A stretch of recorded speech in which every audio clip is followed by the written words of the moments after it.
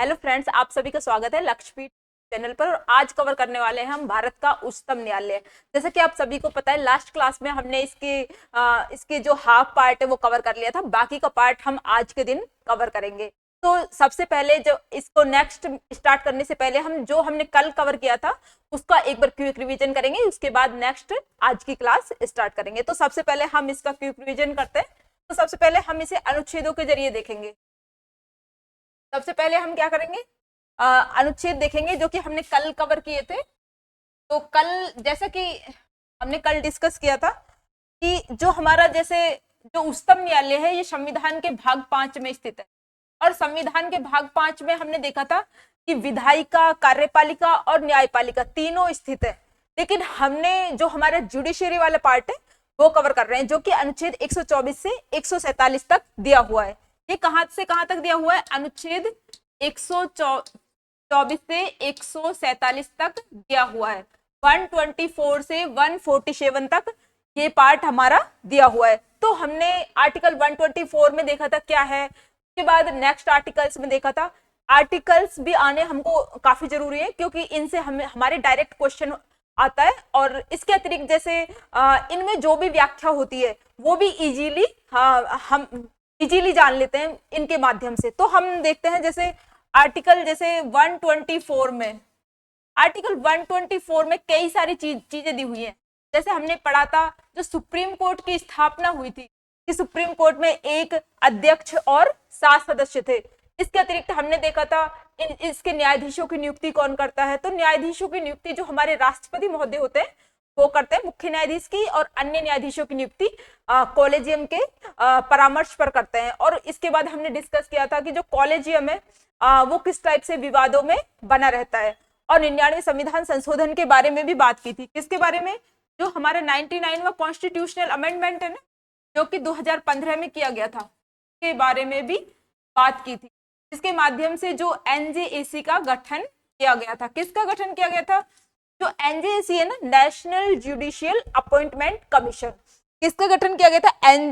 NJAC का गठन किया गया था 99वें कॉन्स्टिट्यूशनल अमेंडमेंट द्वारा। अब जब हमने देखा तो एनजेएसी ये 6 सदस्यीय आयोग था। इसमें 6 सदस्य थे और ये 6 सदस्य किसको परामर्श करेंगे? राष्ट्रपति को परामर्श करेंगे। और जिसके आधार पर राष्ट्रपति क्या करेंगे? सुप्रीम कोर्ट में न्यायाधीशों की नियुक्ति करेंगे। लेकिन सुप्रीम कोर्ट ने इसे शून्य घोषित कर दिया 99वें कॉन्स्टिट्यूशनल अमेंडमेंट को। और इसके बाद वापस से जो हमारी कॉलेजियम व्यवस्था है ना वो अस्तित्व में आ गई। वापस से क्या हो गया? जो कॉलेजियम व्यवस्था है वो अस्तित्व में आ गई। इस टाइप से हम इसके बारे में देख रहे थे। फिर हम नेक्स्ट जैसे कि आर्टिकल कौन सा आर्टिकल देखा था हमने? आर्टिकल देखा था 125, आर्टिकल 125। इसमें हमने देखा था न्यायाधीशों के वेतन भत्तों की बात की गई थी। किसकी? वेतन भत्तों की बात की गई। 126 में बात की गई थी जो कार्यकारी मुख्य न्यायाधीश होता है ना, कार्यकारी मुख्य न्यायाधीश हमने बात की थी। कार्यकारी मुख्य न्यायाधीश। इसके अतिरिक्त जैसे 127 में हमने बात की थी जो हमारे तदर्थ न्यायाधीश होते हैं, एडवोक जजेज, तदर्थ न्यायाधीशों की बात। इसके अतिरिक्त जैसे अब इन तदर्थ न्यायाधीशों को कौन नियुक्त करता है वो हमने कल की क्लास में डिस्कस कर लिया था। इसके बाद जैसे 128 आर्टिकल में हमने देखा था जो सेवानिवृत्त न्यायाधीश होते हैं ना उनकी सेवानिवृत्त न्यायाधीशों की नियुक्ति के बारे में जाना था। फिर आर्टिकल 129 में हमने देखा था अभिलेख न्यायालय के बारे में। किसके बारे में? अभिलेख न्यायालय के बारे में।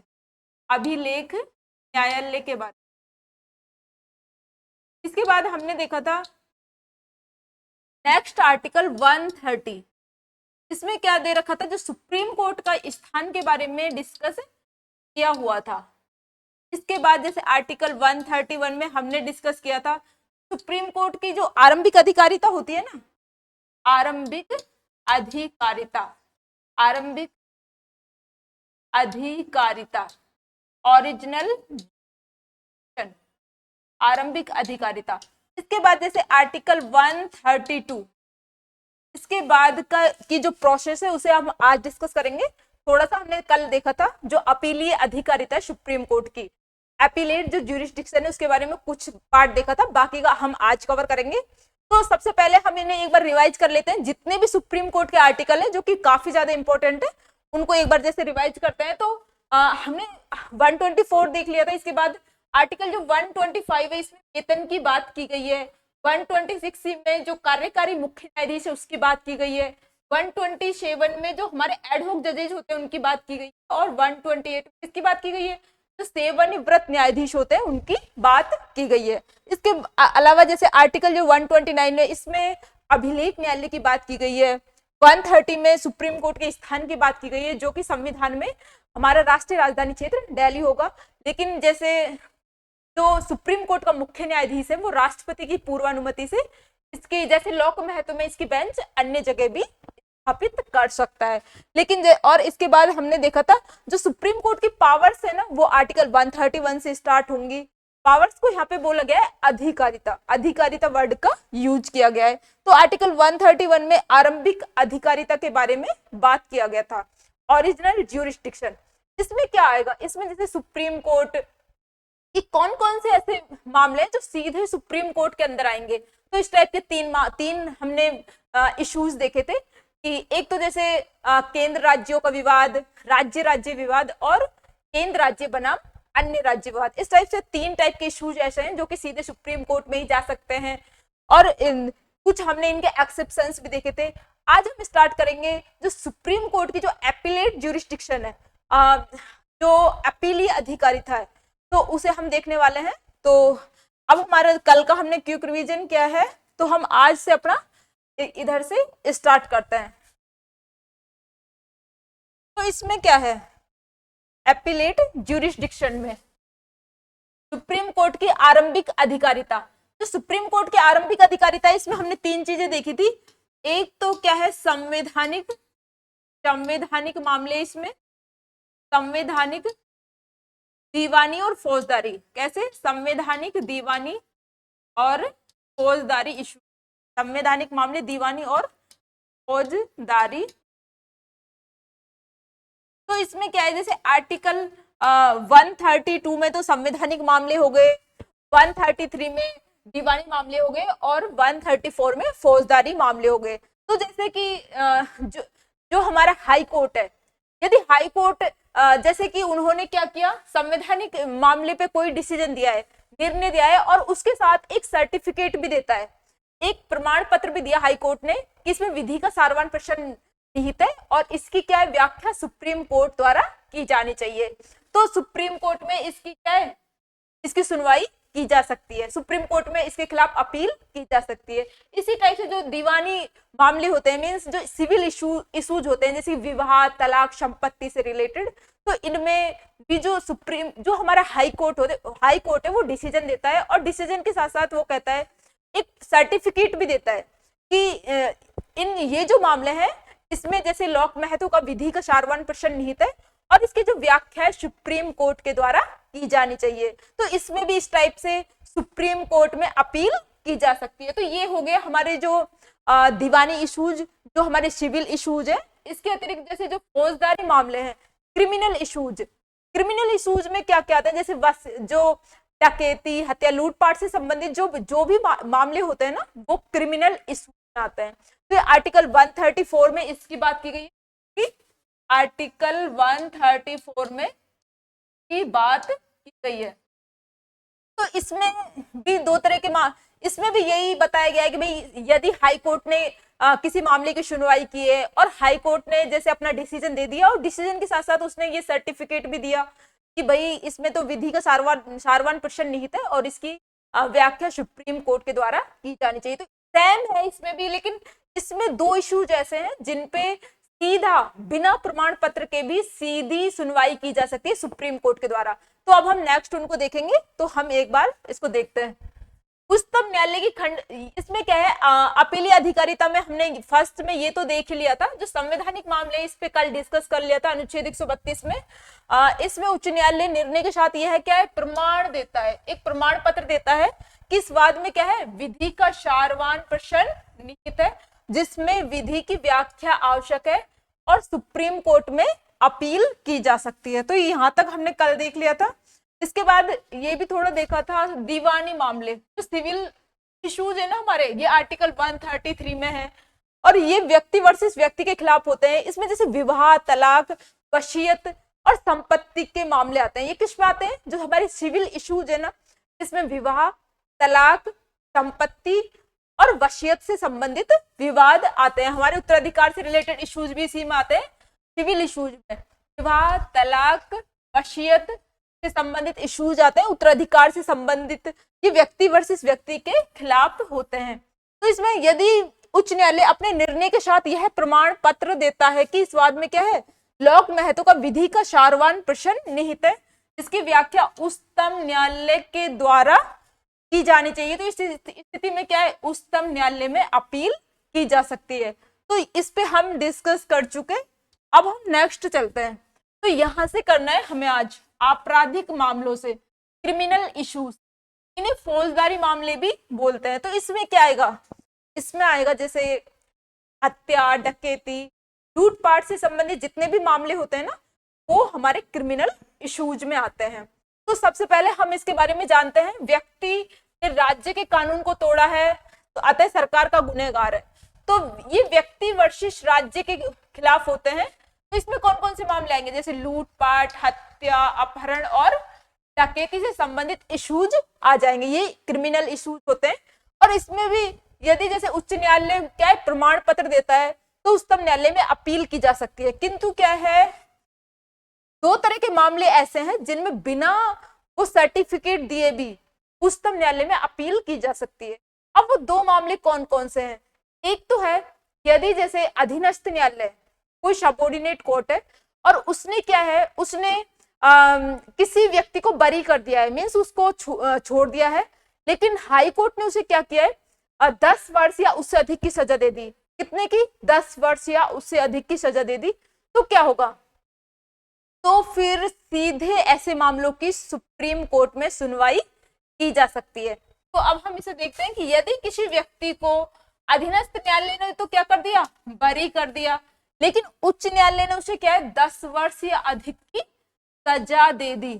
उच्च न्यायालय ने क्या किया है, 10 वर्ष या अधिक की सजा दे दी और अधीनस्थ न्यायालय ने उसे छोड़ दिया था, बरी कर दिया था, लेकिन उच्च न्यायालय ने उसे 10 वर्ष या अधिक की सजा दे दी।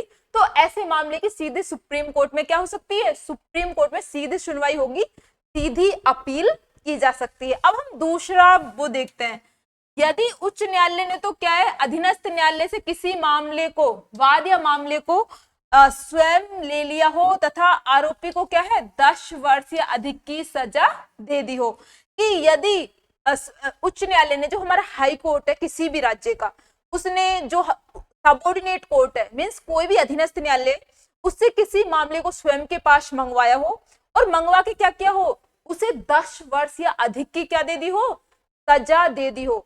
तो इस टाइप के मामले में भी सीधे सुप्रीम कोर्ट में अपील की जा सकती है। तो इस टाइप से दो इश्यूज देखे हमने जिनमें डायरेक्ट सुप्रीम कोर्ट में अपील की जा सकती है। एक तो यदि जो अधीनस्थ न्यायालय, उसने तो किसी व्यक्ति को क्या कर दिया हो, बरी कर दिया हो, लेकिन सुप्रीम कोर्ट ने उसे 10 वर्ष या अधिक की सजा दे दी हो। और दूसरा है कि किसी भी मामले को उच्च न्यायालय ने सबऑर्डिनेट कोर्ट से अपने पास मंगवा लिया हो और उसे 10 वर्ष या अधिक की सजा दे दी हो, उस मामले में भी सीधे सुप्रीम कोर्ट में अपील की जा सकती है। इस टाइप से हमने देखा कि जो अपीलेट ज्यूरिसडिक्शन देख रहे थे हम सुप्रीम कोर्ट की, जो अपीली अधिकारिता देख रहे थे, तो वो हमने कवर किए। अब हम देखेंगे अभिलेख न्यायालय, न्यायालय की अवमानना, ये किसमें है, आर्टिकल 129 में। अब जैसे सुप्रीम कोर्ट क्या होगा, अभिलेख न्यायालय का दर्जा प्राप्त है सुप्रीम कोर्ट को और हाई कोर्ट को भी। तो सुप्रीम कोर्ट, अब अभिलेख न्यायालय क्या होता है, ये आर्टिकल 129 में दिया हुआ है और क्वेश्चंस में भी डायरेक्ट पूछा जाता है। तो अभिलेख न्यायालय होता है ऐसा न्यायालय जिसके जो मामले है ना, सीधे रिकॉर्ड के रूप में रखे जाएंगे। मीन्स जो डिसीजन है ना, वो कैसे रखे जाएंगे, रिकॉर्ड के रूप में रखे जाएंगे। मीन्स इन्होंने जो भी डिसीजन दिया है या जो भी फैसला किया है, वो एक रिकॉर्ड के रूप में काम आएगा। और बाद में जितने भी जैसे हाई कोर्ट या फिर जितने भी सबऑर्डिनेट कोर्ट है, उनके लिए वो क्या होगा, अनुकरणीय होगा। मीन्स वो उसको फॉलो करते हुए अपने डिसीजंस देंगे। इसी टाइप से जैसे न्यायालय की अवमानना, इसको बोलते हैं इंग्लिश में कोर्ट ऑफ कंटेम्प्ट। क्या? Court of contempt. यदि इस टाइप से कोई भी न्यायालय की अवमानना करता है, मीन्स उच्चतम न्यायालय की कोई भी आलोचना नहीं कर सकता, या तो यदि कोई करता है तो सुप्रीम कोर्ट क्या कर सकता है? उसे दंड दे सकता है, उस पर जुर्माना लगा सकता है, जैसे 6 माह की जेल, कितना? 6 माह की सजा दे सकता है कारावास की, और 2000 रुपए का क्या कर सकता है? जुर्माना, अथवा दोनों लगा सकता है। क्या कर सकता है? न्यायालय की अवमानना करने वाले व्यक्ति को सुप्रीम कोर्ट दंडित कर सकता है। इसके लिए वो 6 माह की सजा और 2000 रुपए का जुर्माना, या फिर दोनों लगा सकता है। कितनी? 6 माह की सजा, 6 माह का तो कारावास, और 2000 रुपए का जुर्माना। कितना? 2000 रुपए का जुर्माना। इस टाइप से 6 माह का कारावास और 2000 रुपए का जुर्माना लगा सकता है। तो इस टाइप से न्यायालय की अवमानना करने पर दंड की सजा का प्रावधान है। अब हम इसे देखते हैं, जो सुप्रीम कोर्ट है ना, सुप्रीम कोर्ट द्वारा दिए गए निर्णय भारत के राज्य क्षेत्र में स्थित अन्य सभी न्यायालयों के लिए अनुकरणीय होंगे, अर्थात इन निर्णयों को आधार बनाकर वे अपने डिसीजंस देंगे। तो ये हमने डिस्कस कर लिया था। इसके अलावा जैसे अन्य न्यायालय और ये क्या करेंगे? उच्चतम न्यायालय के निर्णयों की समीक्षा वे आलोचना नहीं कर सकते। जो भी अधीनस्थ न्यायालय हैं, अन्य जितने भी न्यायालय, हाई कोर्ट हो या सबोर्डिनेट कोर्ट हो, सुप्रीम कोर्ट के निर्णयों की आलोचना भी नहीं कर सकते और उनको रिव्यू भी नहीं कर सकते। और इस टाइप से हमने जो न्यायालय की अवमानना है उसी को भी समझा। ये है हमारा जो अभिलेख न्यायालय है, आर्टिकल 129 और कोर्ट ऑफ कंटेम्प्ट को हमने समझा। अब हम नेक्स्ट चलते हैं। नेक्स्ट क्या है? यह है न्यायिक पुनरावलोकन। क्या? न्यायिक पुनरावलोकन, जुडिशियल रिव्यू। अब जुडिशियल रिव्यू में क्या आएगा? जुडिशियल रिव्यू उच्चतम न्यायालय विधायिका द्वारा पारित किए गए अधिनियमों और कार्यपालिका द्वारा जारी किए गए आदेशों की समीक्षा कर सकता है। जुडिशियल रिव्यू में क्या होता है? जुडिशियल रिव्यू में होता है, जो सुप्रीम कोर्ट है ना, वो जैसे जो हमारी विधायिका होती है, लेजिस्लेचर, विधायिका द्वारा बनाए गए अधिनियमों, और जो हमारा वो होता है, जैसे कि कार्यपालिका होती है, कार्यपालिका द्वारा जारी जो आदेश है उनकी समीक्षा कर सकता है समय समय पर। और यदि वो संविधान के प्रावधानों के अनुरूप नहीं है तो उन्हें क्या कर सकता है? उन्हें शून्य घोषित कर सकता है। क्या कर सकता है? जो सुप्रीम कोर्ट है ना, ये विधायिका द्वारा पारित अधिनियम, विधायिका द्वारा बनाए गए अधिनियमों, क्या? विधायिका द्वारा बनाए गए अधिनियमों, इसके अतिरिक्त विधायिका द्वारा बनाए गए अधिनियमों, और इसके अतिरिक्त जो कार्यपालिका होती है ना, हमारी जो कार्यपालिका होती है, एग्जीक्यूटिव कार्यपालिका के जो इसके द्वारा पारित जो आदेश होते हैं, इनकी सुप्रीम कोर्ट क्या कर सकता है? समीक्षा कर सकता है। क्या कर सकता है? इनको रिव्यू कर सकता है। और रिव्यू करने पर यदि संविधान के अनुसार नहीं है, संविधान के प्रोविजंस के अकॉर्डिंग नहीं है, तो इन्हें क्या कर सकता है? शून्य घोषित कर सकता है। तो जैसे हमारे जो संविधान में डायरेक्ट सुप्रीम कोर्ट को जुडिशियल रिव्यू की पावर नहीं दी हुई है, लेकिन अनेक अनुच्छेदों के माध्यम से इनडायरेक्टली शक्तियां दी हुई है। तो हम देखते हैं कौन कौन से अनुच्छेद है। तो जैसे आर्टिकल हमारा 13(2) और आर्टिकल 32, आर्टिकल 131, 132, 133, 134 से 136। इसके अलावा जैसे आर्टिकल 143, 125, 126, 226, 246 और 256, ये क्या करते हैं? ये सुप्रीम कोर्ट को इनडायरेक्ट रूप से जुडिशियल रिव्यू की पावर देते हैं। अब हम देखते हैं जैसे आर्टिकल 13(2) में क्या है। तो इसमें है जैसे यदि विधायिका है, संविधान पश्चात के कानूनों के लिए है कि विधायिका ने कोई कानून बना दिया जो कि संविधान हमारे मूल अधिकारों के से असंगत है, तो वो असंगति की सीमा तक क्या होगा? शून्य होगा। इसका अतिरिक्त जैसे अनुच्छेद 32 के तहत ये 5 प्रकार के रिट जारी कर सकता है।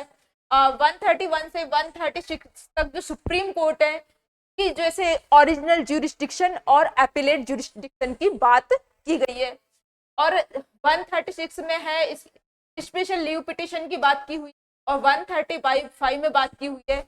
जैसे जो संघीय न्यायालय है, फेडरल कोर्ट है, उसकी सभी शक्तियां किसके पास होंगी? सुप्रीम कोर्ट के पास होंगी। तो संघीय न्याय, जो हमारे संघीय न्यायालय था और प्रीवी काउंसिल थी, उसके बारे में कल हमने डिस्कस किया था।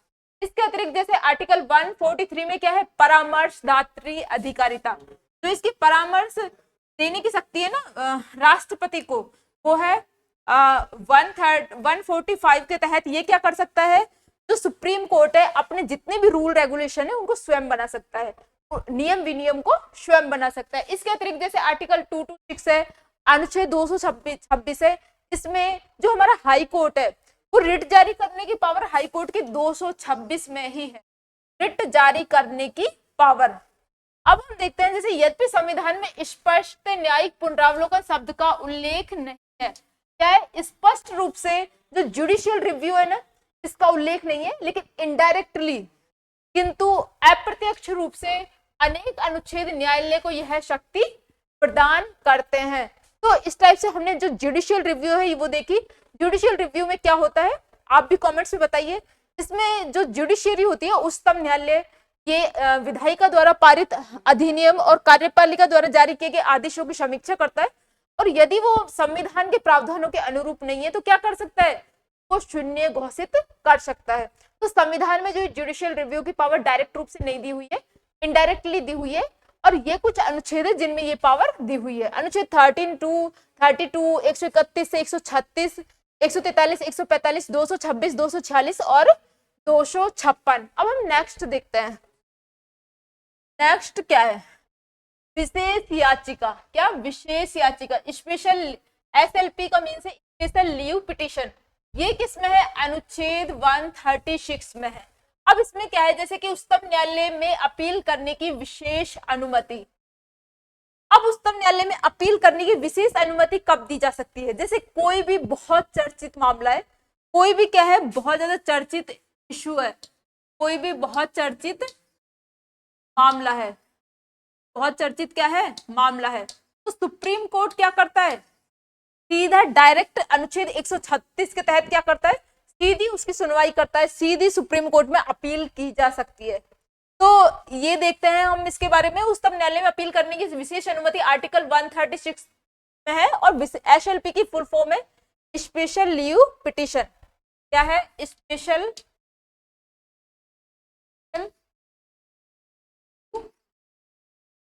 Petition, leave. तो इस टाइप से ये है एसएलपी।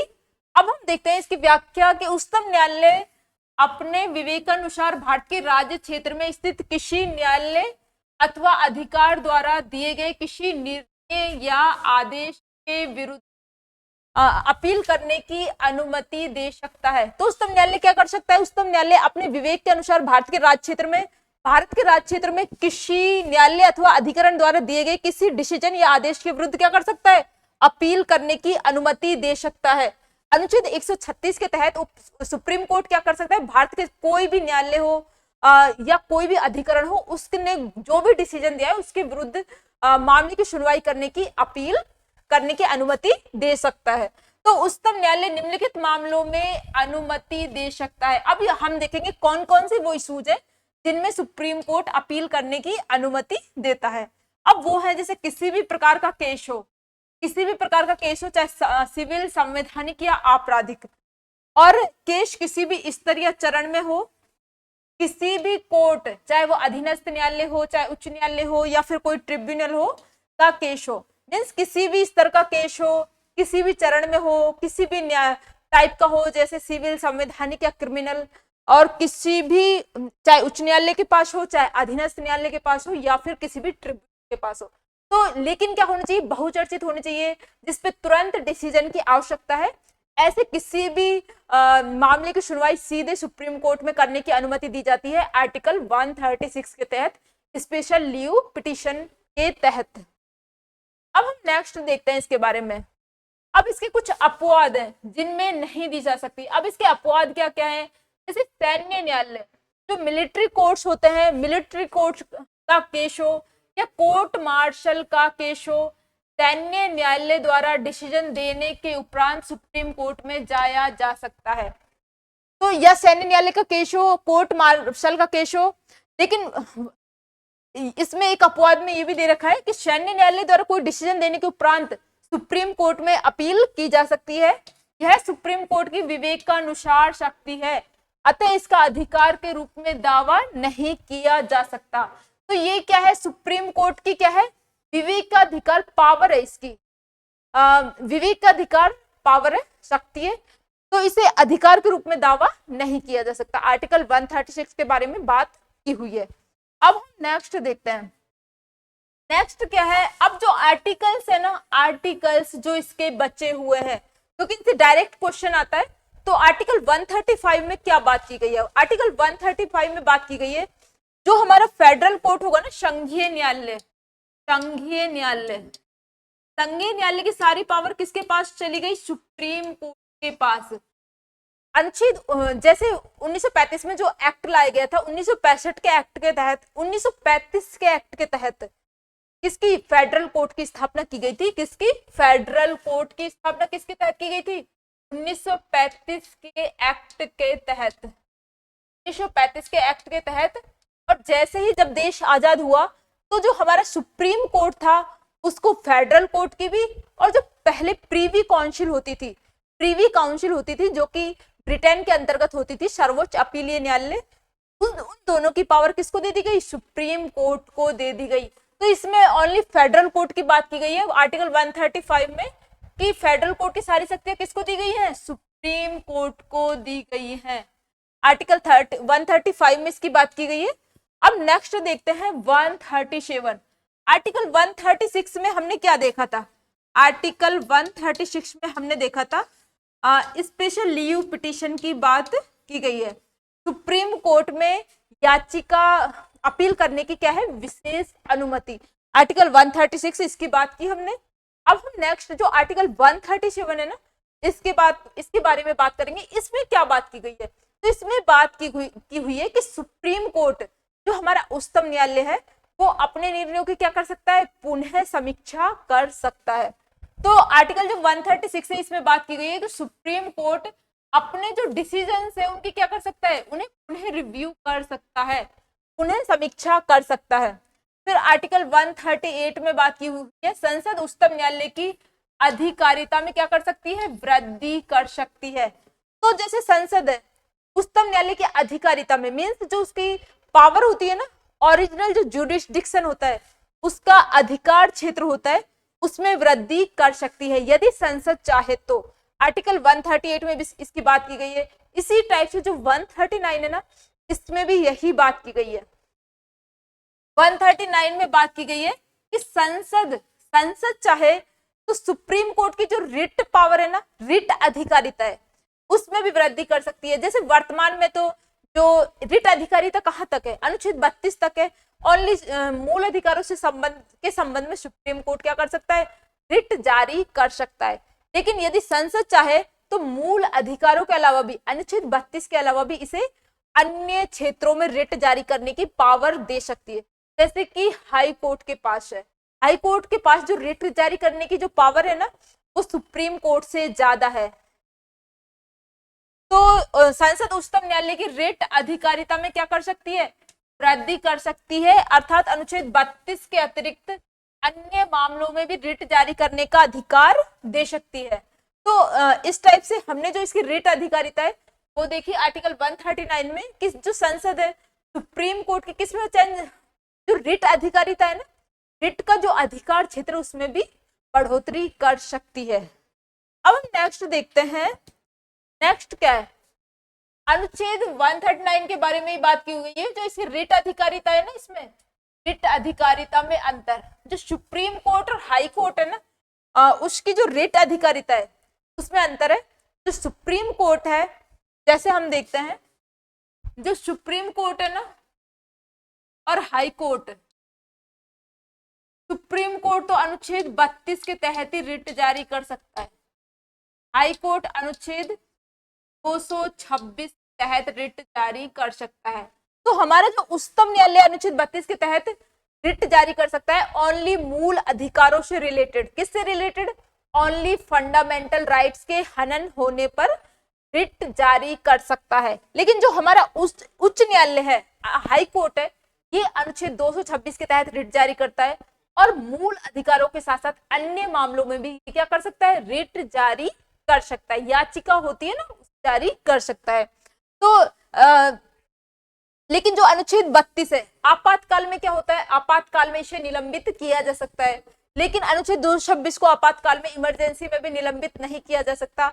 इसलिए जो अनुच्छेद 226 है मींस जो हाई कोर्ट की जो पावर है रिट जारी करने की, वो सुप्रीम कोर्ट से ज्यादा है। तो इसमें देखते हैं सुप्रीम कोर्ट की संकुचित रिट अधिकारिता और उच्च न्यायालय की व्यापक अधिकारिता है।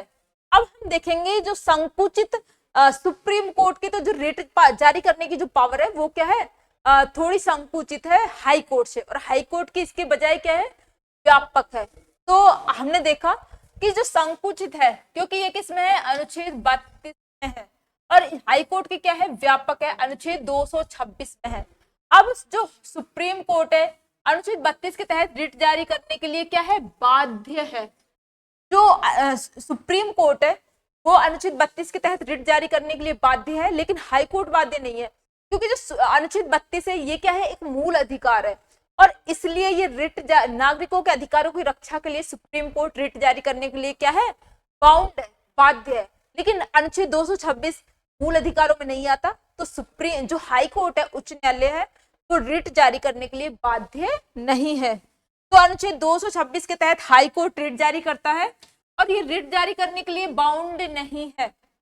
अब हम नेक्स्ट देखते हैं, जैसे इसी के बारे में दिया हुआ है, सुप्रीम कोर्ट अनुच्छेद 32 के तहत मूल अधिकारों के हनन पर रिट जारी करता है, और जो हाई कोर्ट है ना, ये अनुच्छेद 226 के तहत मूल अधिकारों के साथ साथ किसमें? अन्य मामलों में भी क्या कर सकता है? रिट जारी कर सकता है। तो इस टाइप से हम इसके जो अंतर है वो देख रहे हैं। सुप्रीम कोर्ट आपातकाल में मूल अधिकारों के साथ साथ अनुच्छेद 32 को भी क्या कर सकता है? निलंबित हो जाता है। जो इमरजेंसी होती है ना, इमरजेंसी में, आपातकाल में जो मूल अधिकार है, मूल अधिकारों के साथ साथ जो अनुच्छेद 32 है, क्योंकि ये भी मूल अधिकारों में आता है, ये इसको भी सस्पेंड किया जा सकता है, लेकिन अनुच्छेद 26 को इमरजेंसी में भी सस्पेंड नहीं किया जा सकता। लेकिन जो अनुच्छेद 226 के तहत आपातकाल में भी रिट जारी कर सकता है। इसके बाद जैसे हम देखते हैं, हमने देखा जो हाई कोर्ट है ना, इसकी रिट जारी करने की पावर, और सुप्रीम कोर्ट की रिट जारी करने की पावर। जो उच्च न्यायालय है ना, ये तो अनुच्छेद 226 के तहत रिट जारी करता है, और जो सुप्रीम कोर्ट है ये अनुच्छेद 32, हम इसमें दोनों में कंपैरिजन कर रहे हैं, है ना। तो अनुच्छेद 226 के तहत सुप्रीम कोर्ट रिट जारी कर सकता है, अनुच्छेद 32 के तहत हाई कोर्ट, अनुच्छेद 32 के तहत सुप्रीम कोर्ट रिट जारी कर सकता है। और जो हाई कोर्ट की ना व्यापक अधिकारिता है रिट जारी करने में, क्या है? ये व्यापक शक्ति है, और इसकी ये क्या है? संकुचित शक्ति है, इसके बजाय संकुचित शक्ति। अब हम उनको समझ लेंगे कैसे। तो अनुच्छेद 32 तो क्या है? ओनली मूल अधिकारों के संबंध में रिट जारी कर सकता है जो सुप्रीम कोर्ट है वो तो, और ये मूल अधिकारों के साथ साथ अन्य मामलों में भी हाई कोर्ट रिट जारी कर सकता है। अनुच्छेद 32 क्या है? एक मूल अधिकार है, फंडामेंटल राइट है, इसलिए जो सुप्रीम कोर्ट है ना, ये रिट जारी करने के लिए क्या है? बाध्य है। सुप्रीम कोर्ट क्या है? रिट जारी करने के लिए क्या है? बाध्य है। लेकिन जो हाई कोर्ट है ये रिट जारी करने के लिए बाध्य नहीं है, क्योंकि अनुच्छेद 226 क्या है? मूल अधिकार नहीं है। इसके अतिरिक्त जैसे अनुच्छेद 32 है, इसको जैसे इमरजेंसी लागू हो गई, जैसे आपातकाल लागू हो गया, आपातकाल लग गया, तो आपातकाल जैसे लागू हो गया, तो आपातकाल में क्या होगा? इससे क्या किया जा सकता है? अन्य मूल अधिकारों के साथ साथ इसे भी सस्पेंड किया जा सकता है, निलंबित किया जा सकता है। लेकिन जो हमारा ये है इसे निलंबित नहीं किया जा सकता, जो अनुच्छेद 226 है। तो इस टाइप से हमने देखा जो सुप्रीम कोर्ट की रिट जारी करने की पावर है ये नैरो है, संकुचित है। हाई कोर्ट की इसके बजाय क्या है? व्यापक है। तो 5 प्रकार की रिट होती है। कौन कौन से? जैसे बंदी प्रत्यक्षीकरण, कौन कौन सी? बंदी प्रत्यक्षीकरण, बंदी प्रत्यक्षीकरण, बंदी प्रत्यक्षीकरण। दूसरी है परमादेश, मैंडामस भी बोलते हैं इसे, परमादेश। तीसरी है बंदी प्रत्यक्षीकरण, परमादेश, प्रतिषेध, प्रतिषेध। नेक्स्ट है चौथी उत्प्रेषण, प्रेषण। के बाद है अधिकार परीक्षा, अधिकार परीक्षा, अधिकार परीक्षा। तो इस टाइप से जो 5 प्रकार की रिट होती है जो कि सुप्रीम कोर्ट और हाई कोर्ट जारी कर सकता है, वो है बंदी प्रत्यक्षीकरण, परमादेश, प्रतिषेध, उत्प्रेषण और अधिकार परीक्षा। और इनके बारे में डिटेल से डिस्कस किया है हमने। हाई कोर्ट मीन्स जो राष्ट्रपति वाला टॉपिक है ना, प्रेसिडेंट की पावर भी है रिट जारी करने की। तो प्रेसिडेंट की जो ये पावर है, प्रेसिडेंट की नहीं, इस जो मूल अधिकार है ना, उसमें हमने इस टॉपिक को अच्छे से डिस्कस किया है। रिट जो होती है बंदी प्रत्यक्षीकरण, परमादेश, प्रतिषेध, उत्प्रेषण और अधिकार परीक्षा। तो नेक्स्ट हम देखते हैं जैसे आर्टिकल 139A में क्या है, कुछ मामलों का स्थानांतरण। यदि सुप्रीम कोर्ट चाहे तो भारत के किसी भी न्यायालय से किसी भी मामले को अपने पास मंगवा सकता है, या फिर एक न्यायालय से दूसरे न्यायालय में भी क्या कर सकता है, ट्रांसफर कर सकता है। ये आर्टिकल 139A में ये बात कही हुई है कि यदि भारत के राज्य क्षेत्र में स्थित किसी भी न्यायालय से किसी भी मामले को उच्चतम न्यायालय क्या कर सकता है, स्वयं के पास मंगवा सकता है, और या एक न्यायालय से दूसरे न्यायालय में क्या कर सकता है, उसे ट्रांसफर कर सकता है। कि यदि सुप्रीम कोर्ट चाहे तो किसी भी मामले को स्वयं के पास मंगवा सकता है पूरे भारत में कहीं से भी, और या एक जो मामला है उसको एक न्यायालय से दूसरे न्यायालय में भी क्या कर सकता है, ट्रांसफर कर सकता है। इसके अतिरिक्त हम देखेंगे जो आर्टिकल 140 इसमें क्या है, इसमें है आनुषंगिक, क्या है, आनुषंगिक शक्तियां। जो सहायक शक्तियां होती है ना, संसद विधि द्वारा उच्चतम न्यायालय को अनुपूरक शक्तियां या आनुषंगिक शक्तियां प्रदान कर सकती है। इन संसद जो विधि बना के जो सुप्रीम कोर्ट होता है, वो अन्य जो अनुपूरक ये सहायक शक्तियां होती है वो प्रदान कर सकती है। तो संसद के पास काफी पावर्स है सुप्रीम कोर्ट को पावर्स, शक्तियां देने की। इसके अतिरिक्त जैसे अनुच्छेद 141 हम देखेंगे, इसमें क्या है, उच्चतम न्यायालय के द्वारा घोषित की गई विधि भारत के राज्य क्षेत्र के भीतर सभी न्यायालयों पर बाध्यकारी होगी। जैसे सुप्रीम कोर्ट है, इसने कोई भी विधि जारी की या कोई भी ऑर्डर दिया, वो भारत के राज्य क्षेत्र में जितने भी न्यायालय हैं सब पर क्या है, उसको मीन्स सब पर वो लागू करनी क्या है, बाध्यकारी है, सब उसे मानने के लिए क्या है, बाउंड है। तो इस टाइप से हमने आर्टिकल 141 कवर किया है। अब 142 में क्या है, उच्चतम न्यायालय के आदेशों का प्रवर्तन पूर्ण न्याय के लिए। अनुच्छेद 142 में है कि उच्चतम न्यायालय के जो आदेश है ना, उनको एनफोर्समेंट कैसे किया जाए, इसके माध्यम से जो पूर्ण न्याय है उसकी स्थापना की जाती है। तो उच्चतम न्यायालय अपने आदेशों को लागू करवाने के लिए क्या कर सकता है, ये चाहे जो हमारी लेजिस्लेचर होती है, विधायिका द्वारा बनाए गए अधिनियम या फिर कार्यपालिका द्वारा जारी किए गए आदेश, सबको उस टाइम पे क्या कर सकता है, अब सबको निरस्त कर सकता है उस टाइम पे। जैसे कि उच्चतम न्यायालय के आदेशों, उच्चतम न्यायालय अपने आदेशों को लागू करवाने के लिए विधायिका और कार्यपालिका की शक्तियों को क्या है, अपने पास ले सकता है। क्या कर सकता है, अपने आदेशों को लागू करवाने के लिए सुप्रीम कोर्ट क्या कर सकता है, कार्यपालिका, विधायिका की सभी जो शक्तियां होती है, इनकी पावर्स होती है, उनको अपने हाथ में ले लेता है। और जैसे कुछ आलोचक मानते हैं कि यह जो आर्टिकल 142 है वो सुप्रीम कोर्ट को क्या देता है, सुप्रीम कोर्ट को न्यायिक सक्रियता की क्या देता है, शक्ति देता है।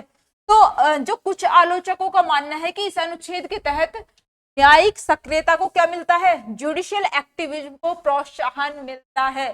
तो इस टाइप से जो आर्टिकल 142 है, इससे क्या है, जो न्यायिक सक्रियता है उसको बढ़ावा मिलता है, क्योंकि इसके तहत सुप्रीम कोर्ट अपने आदेशों को लागू करने के लिए उस जो लेजिस्लेचर होती है या एग्जीक्यूटिव होती है उसकी पावर्स को भी अपने हाथ में ले लेता है।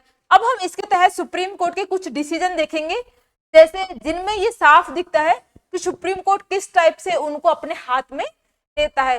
जैसे है यूनियन कार्बाइड केस 1989 का, कौन सा यूनियन कार्बाइड केस 1989। इस बाद में सुप्रीम कोर्ट ने क्या है, भोपाल गैस त्रासदी के पीड़ितों के को क्या है, मुआवजा दिलाने के लिए संसदीय कानून की अवहेलना करते हुए कंपनी और पीड़ित के साथ समझौता करा, मुआवजा राशि जारी करने का आदेश दिया और इसने संसदीय कानून को ओवरराइड किया। मींस जो यूनियन कार्बाइड केस 1989 है, इसमें जो सुप्रीम कोर्ट है उसने जो भोपाल गैस त्रासदी हुई थी, इसमें उसके जो पीड़ित हैं उनको मुआवजा दिलाने के लिए जो संसदीय जो रूल है उसको उसकी अवहेलना की। मींस इसमें जो संसद की जो पावर है उसको अपने हाथ में ले लिया सुप्रीम कोर्ट ने। इसी टाइप से जैसे क्या है, जो supreme court bar association versus union of India 1999 का वाद है। इसके अलावा जैसे हाई कोर्ट पर जो हाईवे होता है ना, उस पर 500 मीटर दूर जो शराब के ठेके बनाए जाते हैं ना, 500 मीटर दूर शराब के ठेके बनाने का जो ऑर्डर जारी किया था, ये किसने जारी किया था, ये सुप्रीम कोर्ट ने ही जारी किया था कि जो हाईवे है उससे 500 मीटर दूर जो शराब के ठेके हैं वो बनाने का ऑर्डर सुप्रीम कोर्ट ने ही जारी किया था। मीन्स ये कार्य तो किसका था, ये कार्य तो एग्जीक्यूटिव का था, कार्यपालिका का था, लेकिन सुप्रीम कोर्ट ने क्या किया, जो कार्यपालिका की जो पावर है आर्टिकल 142 के तहत वो अपने हाथ में ले ली, जुडिशियल एक्टिविज्म दिखाते हुए, न्यायिक सक्रियता दिखाते हुए। इसी टाइप से हमने कोरोना में देखा था, कोरोना में बहुत सारे इश्यूज पर सुप्रीम कोर्ट ने ही अपने आदेशों से काम करवाया था। तो वो कार्य तो किसके थे, वो कार्य तो थे एग्जीक्यूटिव के, लेकिन सुप्रीम कोर्ट ने जुडिशियल एक्टिविज्म की सहायता से अनुच्छेद 142 का यूज करते हुए, न्यायिक सक्रियता दिखाते हुए आदेश पारित किए। तो कोविड-19 में भी इस टाइप के केस हमारे सामने आए थे, कोविड-19 में भी इस टाइप के केस सामने आए। इसके अलावा जैसे जो राम जन्मभूमि ट्रस्ट बनाने का जो आदेश दिया था ना, राम जन्मभूमि ट्रस्ट बनाने का आदेश भी सुप्रीम कोर्ट ने ही जारी किया था। तो ये भी सुप्रीम कोर्ट की जो न्यायिक सक्रियता है, ये सभी केस उसको दिखाते हैं। इस टाइप से सुप्रीम कोर्ट न्यायिक सक्रियता का प्रयोग करते हुए समय समय पर डिसीजंस लेता रहता है।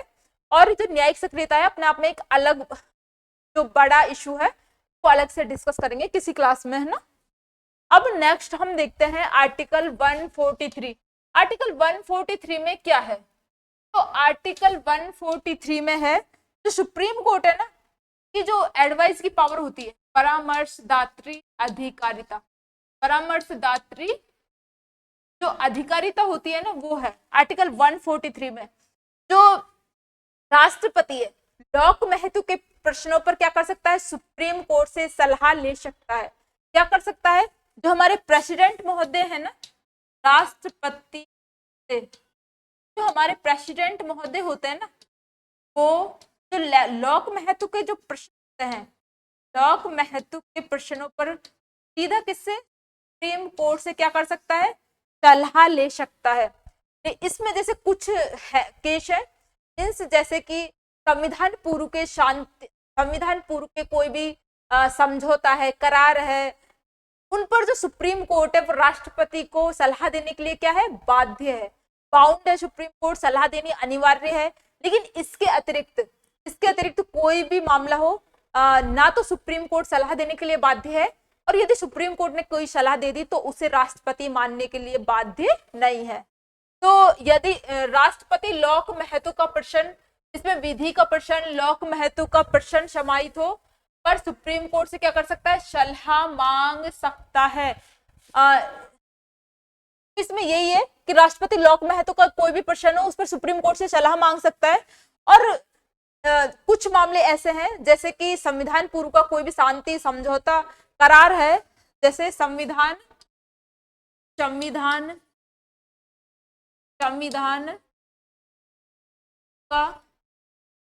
पूर्व के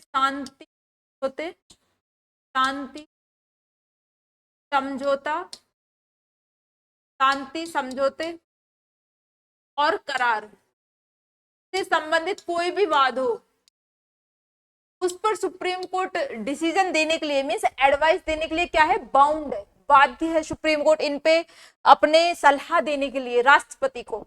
लेकिन इसके अतिरिक्त कोई भी मामला है उस पर ना तो सुप्रीम कोर्ट सलाह देने के लिए बाध्य है, ना ही सुप्रीम कोर्ट के द्वारा दी गई कोई भी एडवाइस को राष्ट्रपति मानने के लिए बाउंड नहीं है। इस टाइप से ये हमारे जो आर्टिकल 143 है वो उसको हमने कवर किया है, आर्टिकल 140 कवर किया है। अब आर्टिकल जो 144 है इसमें क्या है, विधिक तथा न्यायिक अधिकारी उच्चतम न्यायालय के सहायक के रूप में कार्य करेंगे। इसमें है आर्टिकल 144 में कि जितने भी जो विधिक या फिर न्यायिक अधिकारी होंगे वो सुप्रीम कोर्ट के किसके रूप में काम करेंगे, सहायक के रूप में काम करेंगे। अब नेक्स्ट आर्टिकल हम कवर करेंगे आर्टिकल 145। आर्टिकल 145 में क्या कहा गया है, जो सुप्रीम कोर्ट है ना, अपने जितने भी नियम विनियम है, अपने जितने भी रूल रेगुलेशन है, नियम विनियम तो क्या करेगा, स्वयं बनाएगा। सुप्रीम कोर्ट क्या करेगा, अपने जितने भी नियम विनियम है, रूल रेगुलेशन इनको क्या करेगा, स्वयं बनाएगा। तो आर्टिकल 145 में ये बात की हुई है।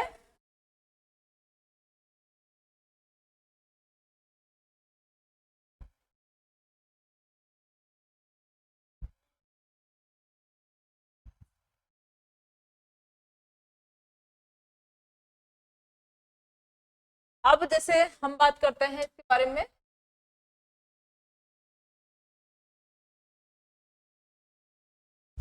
उच्चतम न्यायालय अपने नियम विनियम क्या करेगा, स्वयं बनाएगा। यही है इसमें आर्टिकल जो 145 है इसमें मोस्टली यही कहा गया है। तो सुप्रीम कोर्ट है अपने जितने भी रूल रेगुलेशन है उनको क्या करेगा, स्वयं बनाएगा। इसके अतिरिक्त जैसे कॉन्स्टिट्यूशनल बेंच में 5 सदस्य होंगे, ये इससे रिलेटेड नहीं है, इसको हटाते हैं। अब जैसे असहमत जज भी किसी वाद के निर्णय में अपने मत या फैसला सुनाएगा, तो हटाते हैं। इसमें जो हमारे मोस्टली क्या है, इसमें मोस्टली है जो उच्चतम न्यायालय है ना, अपने जो नियम विनियम है वो स्वयं बनाएगा, रूल रेगुलेशन। अब नेक्स्ट क्या है, नेक्स्ट है आर्टिकल 146। 146 में क्या है, उच्चतम न्यायालय के अधिकारियों और सेवकों की नियुक्ति भारत के मुख्य न्यायाधीश द्वारा अथवा इस हेतु उसके द्वारा नियुक्त अन्य न्यायाधीश द्वारा की जाएगी। कि उच्चतम न्यायालय के जितने भी अधिकारी और सेवक हैं, क्या क्या अधिकारी और सेवक हैं, उनकी नियुक्ति कौन करेगा, जो चीफ जस्टिस ऑफ इंडिया है ना, भारत के मुख्य न्यायाधीश करेंगे। और उसकी जैसे यदि वो और किसी अन्य न्यायाधीश को नियुक्त कर दे इस काम के लिए तो अन्य न्यायाधीश नियुक्ति करेगा। और बाकी का जैसे इनकी जो सेवा शर्तें हैं, अधिकारी और सेवकों की वेतन भत्ते, इनके सेवा शर्तें, वेतन भत्ते, पेंशन आदि का निर्धारण भी भारत के मुख्य न्यायाधीश द्वारा अथवा उसके द्वारा निर्दिष्ट अन्य न्यायाधीश या अधिकारी करेगा। उच्चतम न्यायालय के सभी व्यय किससे दिए जाएंगे, जो संचित निधि है ना, इस पर भारित होंगे। उच्चतम न्यायालय के जितने भी व्यय है ना वो संचित निधि पर भारित होंगे। इस टाइप से हमने आर्टिकल 146 को कवर किया है। तो इस टाइप से जो हमने हमारे जो सुप्रीम कोर्ट है उस चैप्टर को पूरा किया है, और इसको हमने 2 क्लासेज में पूरा किया है क्योंकि काफी बड़ा टॉपिक चैप्टर है और काफी सारे इसमें अनुच्छेद है। तो इसको हमने एक एक अनुच्छेद को भी अच्छे से रिवाइज किया है। एग्जाम के व्यू पॉइंट से ये टॉपिक काफी ज्यादा इंपॉर्टेंट है। और आपको ये क्लासेज अच्छी लगती है तो इनको लाइक, शेयर और सब्सक्राइब जरूर करें। Thank you so much.